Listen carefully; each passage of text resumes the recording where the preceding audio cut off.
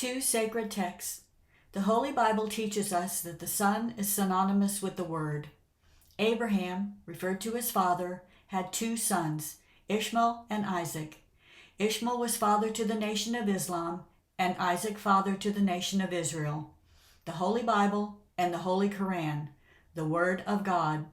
The Bible teaches that Ishmael was the son of the bondwoman and Isaac was the son of the free woman, which are referred to as the two covenants, revealing the two states of the soul, bondage and free. 2,000 years ago, the world made its transition from the era of Abraham to the era of Isaac, at which time the people found themselves at a crossroads, taxed to make a choice between the physical path they were on or the spiritual path that Moses had encouraged their ancestors to take 1,500 years earlier. As their ancestors before them, they chose the physical path, rejecting the spiritual teachings that would have put them back on the spiritual path. Jesus taught on a spiritual kingdom that was to be restored from within, but the Jews wanted the physical kingdom of Israel to be restored from without.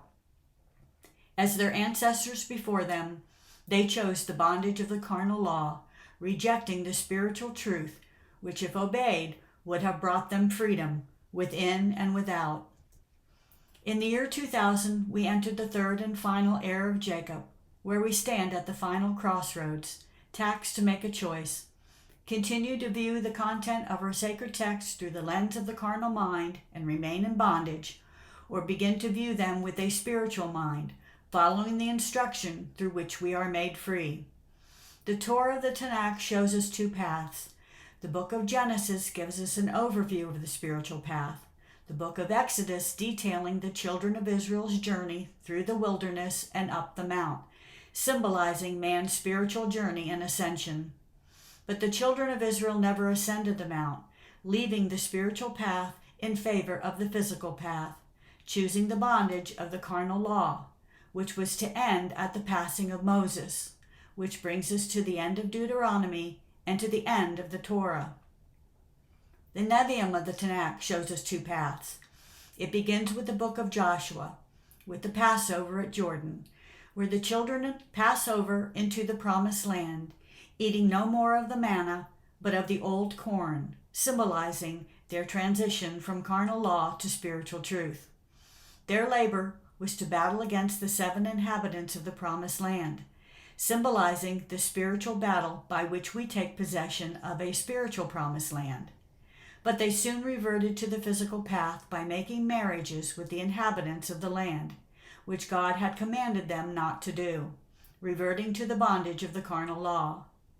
By driving out the spiritual enemies symbolized by the 7 nations, we are made free of our spiritual bondage.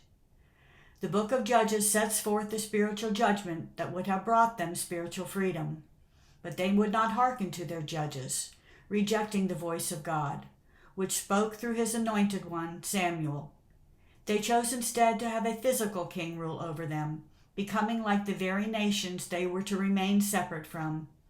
The Old Testament's Kings and Chronicles names these kings and chronicles their acts.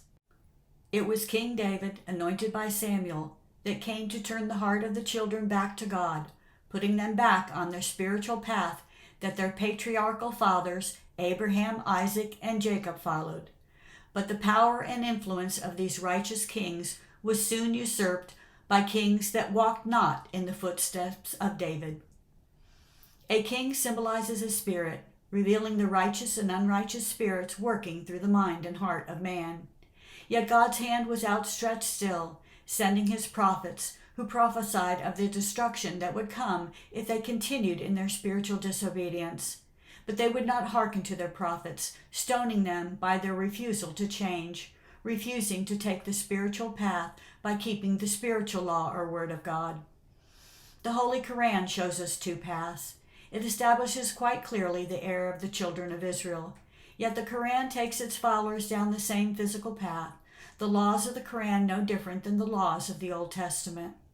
Muhammad, 570 through 632, founder of Islam, was said to have experienced a vision of the Archangel Gabriel in a cave outside Mecca, whose Arabic meaning reveals its symbolism. Muhammad pondered questions raised in his mind as he listened to Jews and Christians expound on their religious beliefs in the marketplace. Proclaimed a prophet by the archangel Gabriel, he continued to receive revelations.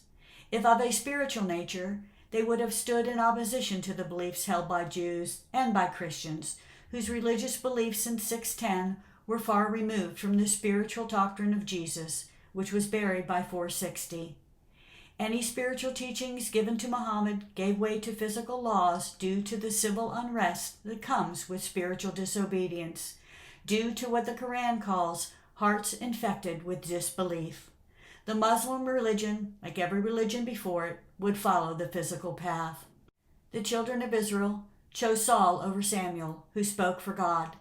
The Jews chose the carnal law over the spiritual truth that Jesus, who spoke for God, brought them. Christianity was founded upon the carnal-minded doctrine of Paul, which teaches that salvation comes by believing in Jesus, which is contrary to the spiritual teachings of Jesus, which teaches salvation by believing, obeying the spiritual works that he spoke of and demonstrated for us. Paul taught that salvation is obtained by accepting the Son.